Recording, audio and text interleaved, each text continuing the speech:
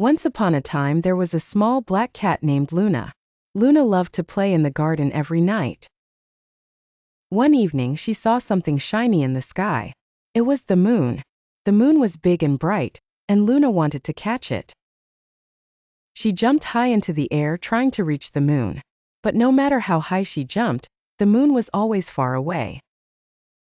Luna decided to climb the tallest tree in the garden. She climbed and climbed until she reached the top.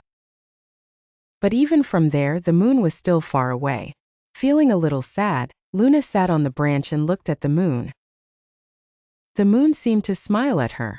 Luna realized that the moon was not for catching, but for looking and dreaming. From that night on, Luna would sit on the tree every evening and watch the moon.